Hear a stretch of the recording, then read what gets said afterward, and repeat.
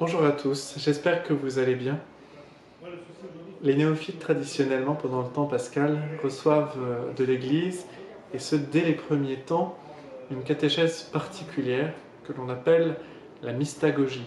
La mystagogie, c'est une explication du mystère de la vie de Dieu, qui est célébrée, qui est vécue par la communauté chrétienne, et de cette vie de Dieu dans laquelle les nouveaux baptisés ont été plongés. Donc c'est dans cette tradition que nous aimerions chaque vendredi, à travers une courte vidéo, vous expliquer un rite, un symbole, pour comprendre davantage ce que nous avons à vivre et ce que nous pouvons vivre ensemble lors de nos célébrations à chaque fois que nous rentrons dans une église. Puisqu'il s'agit de rentrer dans une église, j'aimerais commencer en vous parlant de la porte. Cela peut paraître assez bête, mais pour rentrer dans une église, nous rentrons par la porte. Vous allez me dire, oui, ce serait difficile de rentrer par les vitraux. En effet. Nous rentrons par la porte, mais il y a beaucoup de célébrations où nous signifions l'importance de passer par la porte. Le baptême, les mariages, les célébrations des funérailles commencent traditionnellement sur le parvis. Le prêtre accueille la communauté à l'extérieur. Pourquoi ? Parce que lorsque nous vivons de la vie de Dieu, nous passons par la porte. Et Jésus lui-même s'est désigné comme la porte. Dans l'évangile de Jean, au chapitre 10, il dit « Je suis la porte ». Quand on y réfléchit, une porte, c'est ce qui permet de passer d'un espace à un autre. Et dans le chapitre 14 de l'évangile de Jean, Jésus dit « Nul ne va vers le Père sans passer par moi ». Et c'est en cela que Jésus est la porte. Il dit même dans l'évangile de Jean, au chapitre 10, il dit qu'il est la porte des brebis. Qu'est-ce que cela signifie ?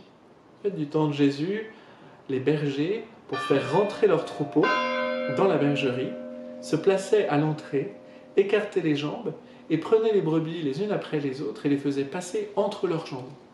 Ainsi, ils s'assuraient que les brebis rentraient bien dans la bergerie et ils comptaient chacune des brebis pour s'assurer qu'il ne manque aucune.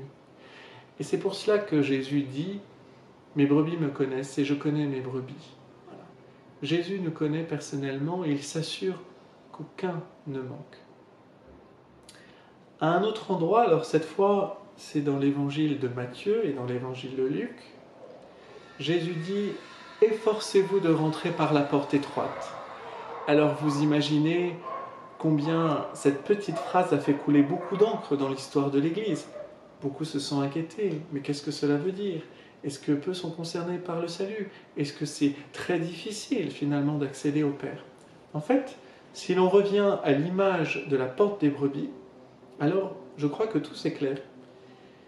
Le passage est étroit, cela veut dire que nous ne pouvons passer que l'un après l'autre. Certes, nous sommes un troupeau, nous sommes le peuple de Dieu, mais chaque démarche à la suite du Seigneur est personnelle. Portée par la communauté, mais personnelle.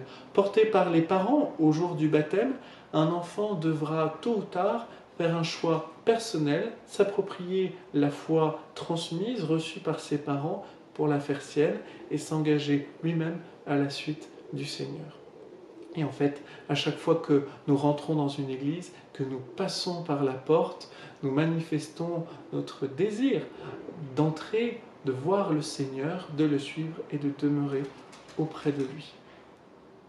Eh bien, lorsque les portes de nos églises seront de nouveau ouvertes, et je l'espère bientôt, eh bien que ce premier passage soit pour vous comme une confession de foi. Voilà, Seigneur, je passe par cette porte parce que je sais que tu es la porte et je veux m'engager personnellement à ta suite, t'écouter, te recevoir et te faire connaître aux autres. Très bonne journée à vous.